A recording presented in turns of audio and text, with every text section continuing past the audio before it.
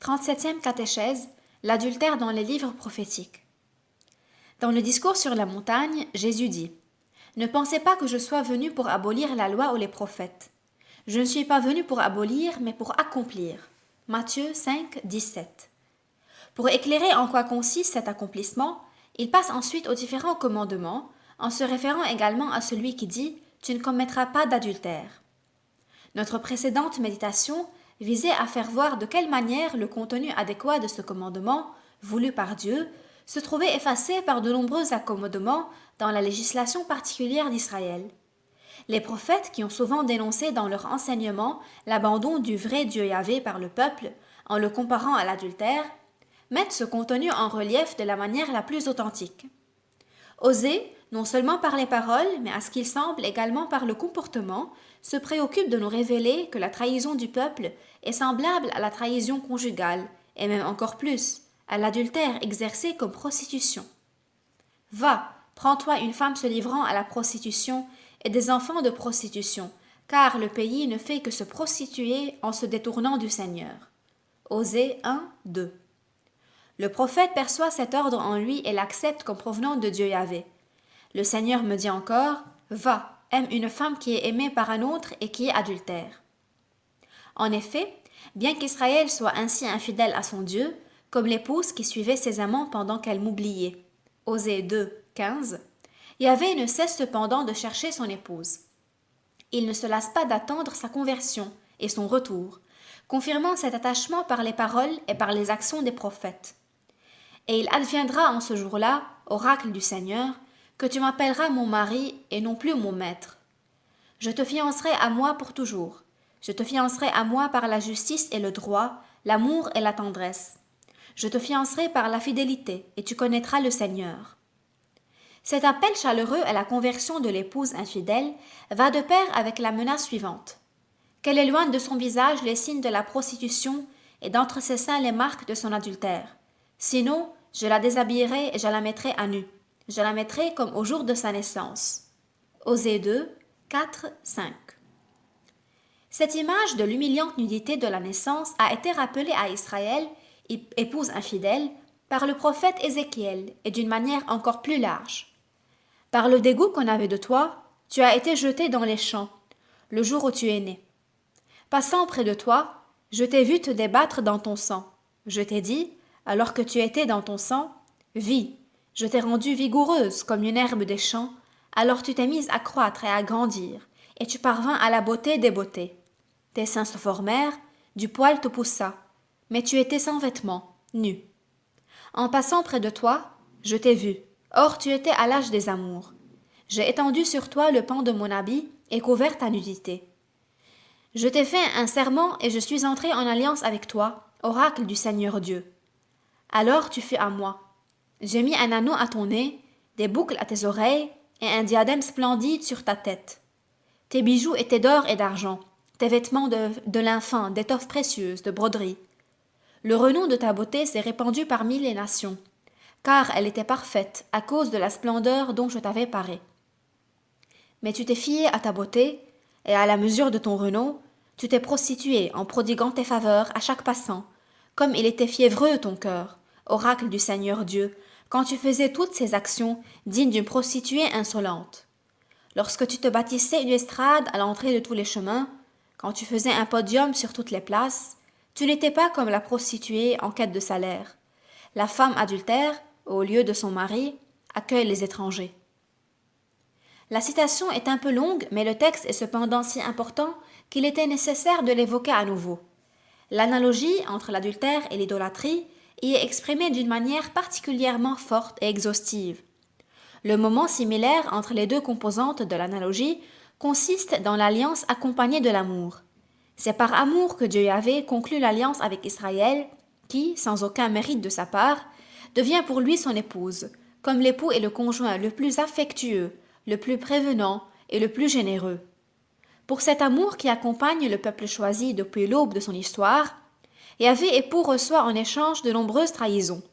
Les hauteurs, voilà les lieux du culte idolâtre dans lesquels se trouve accompli l'adultère d'Israël épouse. Dans l'analyse que nous sommes en train de faire, l'important est le concept d'adultère dont se sert Ézéchiel. On peut cependant dire que l'ensemble de la situation dans laquelle se trouve cité ce concept, dans le cadre de l'analogie, n'est pas typique. Il ne s'agit pas ici tellement du choix mutuel fait par les époux, et qui naît de l'amour réciproque, mais du choix de l'époux, de l'épouse, et ceci déjà à partir du moment de sa naissance. Un choix provenant de l'amour de l'époux, amour qui, de la part de l'époux lui-même, est un acte de pure miséricorde. En ce sens, le choix se dessine. Il correspond à cette partie de l'analogie qui qualifie l'alliance de Yahvé avec Israël.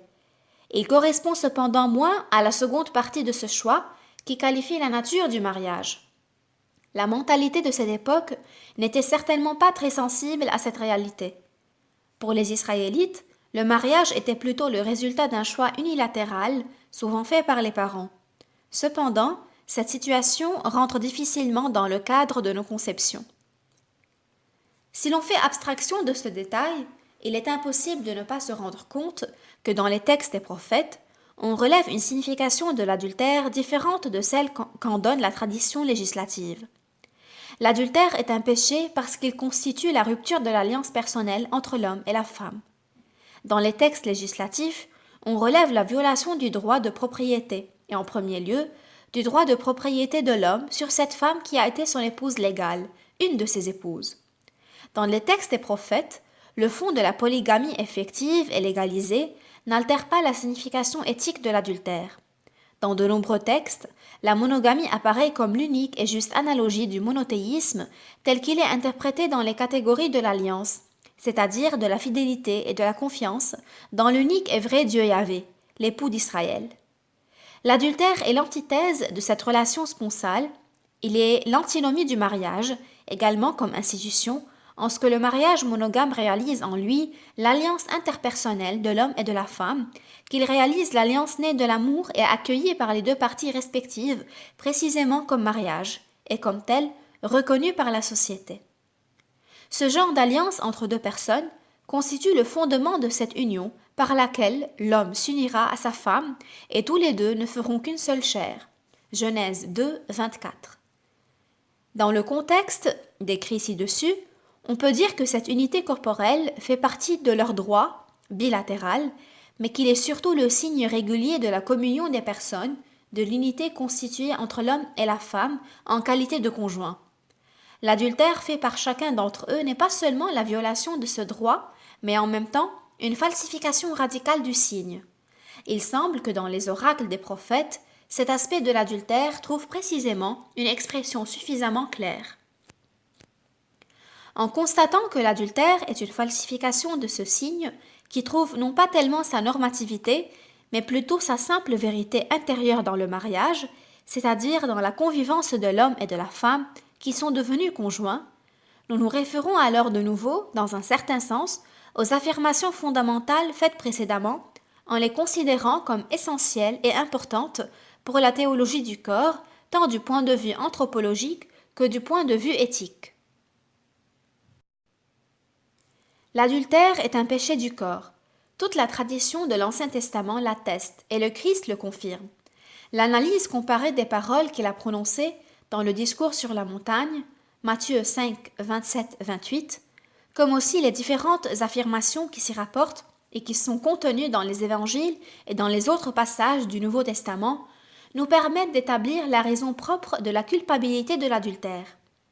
Et il est évident que nous déterminons cette cause de la culpabilité, ou plutôt du mal moral, en nous basant sur l'origine de l'opposition à l'égard de ce bien moral qu'est la fidélité conjugale, ce bien qui ne peut être réalisé adéquatement que dans le rapport exclusif entre les deux parties, c'est-à-dire dans le rapport conjugal d'un homme et d'une femme.